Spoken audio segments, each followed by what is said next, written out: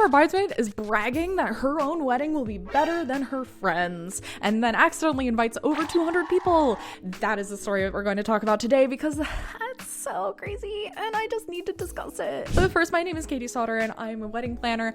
I love talking all things weddings and drama because it's so fun. So fun. If you have your own story that you want to submit to my channel for a chance for me to read it, check out the link in the description below. I also have a free wedding planning timeline if you are planning your wedding. But first, say happy birthday to that like button because it's November and it's my birthday month. And happy birthday to the like button very much. Thank you. Thank you. Also love on that subscribe, but keep the PG for me as always, okay? r/wedding shaming by the author By the Power of Metalnia. Former bridesmaid boasts how her wedding will trump ours, accidentally invites over 200 people. Yes. Obligatory, not me, but my wife who doesn't use Reddit. This is a long one about one of my bridesmaids and how much better her wedding was going to be than mine. We were sorority sisters and roommates, so you can imagine we were pretty close. After graduation, I moved to the city to live with my now husband, and she moved one town over to be closer to family. It's about an hour-and-a-half drive, so while that's a little inconvenient, we made time to see each other plenty. That is until we met her now fiance, and he acted like it was the other side of the world.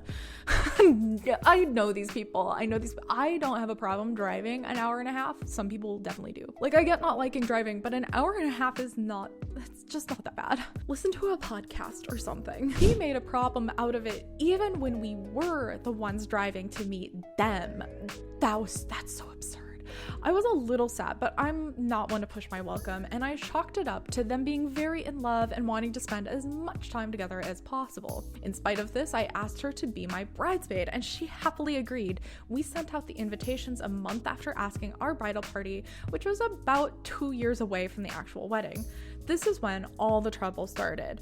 We'd listed him as an evening guest, while she, of course, was a day guest. Note, we did this for all of the bridal party's partners. That is super normal, by the way. Super, super normal. For our ceremony, we were limited to about 35 guests, and we decided to reserve this for close family and friends. At this point, we had met my friend's fiance about 4 times, and we didn't exactly look back at those memories fondly. That is to say, we thought they would understand, but we were very wrong. My friend called us in tears to tell us that we had misled her to think that her then boyfriend would be there the whole day and that she was heartbroken. We had ruined their special day. We tried to explain our reasoning. We'd only invited close friends and family, and we simply couldn't stretch the budget beyond this. We also explained that we had purposely picked a venue that is within driving distance of all of our evening guests, about an hour. And since most of the guests worked nights at the time, this meant no one could be forced to take time off or book a hotel just to attend the party. In case it matters, we had an open bar and plenty of food throughout the evening, so we really tried to treat everyone as much as we could. She understood, but told us that her then boyfriend needed some time to cool off as he was so furious and couldn't guarantee that he wouldn't get physical if he saw us in the near future. I'm sorry, what? You're threatening them? She told us that from his point of view, we had been close friends. This sounds delusional. Again, we had only met him a handful of times, most of which in group settings. He had not even been to our home yet on account of him canceling last minute every time. My friend and I patched things up as good as we could, but to be fair, it did sour the relationship. From then on, she kept negatively comparing our wedding to their future wedding. She told everyone that they wouldn't bother to have such a small wedding. They would have at least 100 day guests. They'd pay for everyone's hotel. They'd have multiple music acts, more food, and more decorations, etc.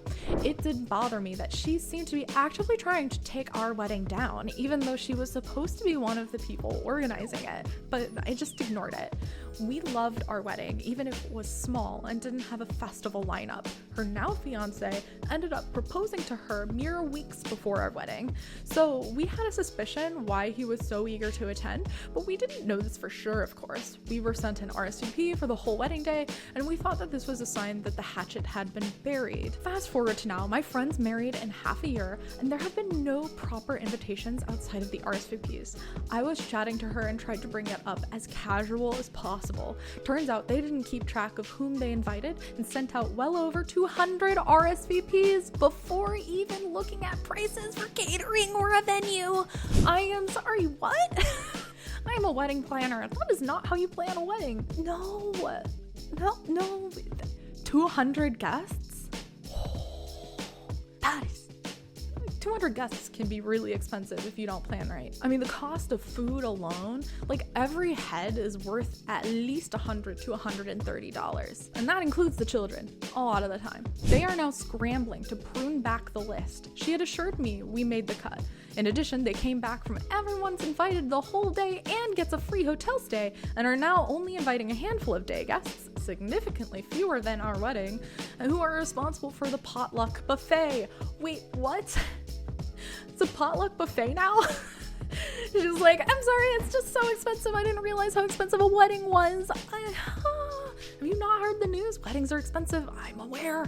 I'm a wedding planner. Obviously, there's no hotel reservations and there will likely be no open bar. When I asked if we were the lucky few to make the cut as day guests, she told me that of course we hadn't, but at least they had communicated this clearly beforehand. I'm sorry. Were you not her bridesmaid? I understand not wanting to invite every single person, but like she was her bridesmaid like not long ago. I feel like the audacity is so real here. I showed her the RSVP and she went white when she realized she sent over 200 people a save the date for the entire day, meaning that she had misled all of these people for over 2 years that they would be day guests. I can now only imagine how many of them have already taken time off, like me. We hugged it out and she moved, sending out rectification invitations to the top of her to-do list. We're still friends, even if I can't stand her soon-to-be husband, but boy, was it nice to see them eat crow like this. Wow. I am surprised you're still friends, because this is extremely dramatic. I mean, it does sound like a simple mistake, but the amount of bragging that led to that is kind of the audacity. And it's like, it's such karma, you know, this is like incredible karma. Ridiculously Rampant wrote, props if y'all actually go to the wedding because I for sure wouldn't. He might get physical. Yeah, right, excuse me. I'd be close to her as much as possible without ever interacting him. And then there's a few comments.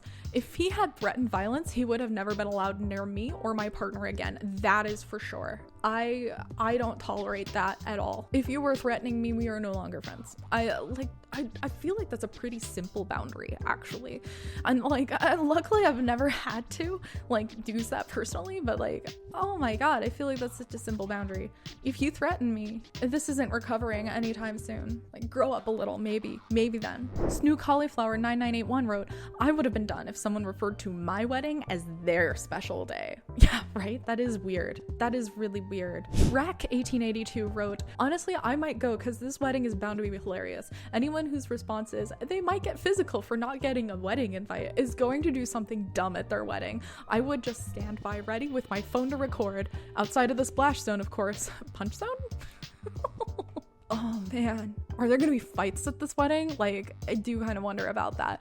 Like, I do worry about the friend's well-being. Like, if getting physical is the immediate response, is she okay? We should, like, I hope so, like, I hope her friend is watching out for her, because that's worrying. Neither Entrance 208 wrote, this guy sounds like he just throws his weight around like he can't handle himself. Big talk, no follow through. If it was me, I'd just go make sure he has to pay for my and my partner's plate with a gift that doesn't cover the value of what my attendance cost to them. Then, which is extra petty, I'd hang with the friends who witnessed her during your wedding and mention some of the big items she said you would have, like, when do you think that lineup she mentioned is going to start? Someone wrote, you missed the fact that the buffet would be a potluck, so the lucky guests who made the cut have had to bring their own food plus enough for others, so plus no open bar. Yeah, other people like me are a little concerned for the friends' well-being. It doesn't sound like this bridesmaid is necessarily at fault all of the time. It does sound like the really awful husband. But there have been some comments that she made that are definitely If you liked my content, you might want me to read one of your stories. If you want me to read one of your stories, check out some of the link in the description below. If not, please enjoy some of my other videos here.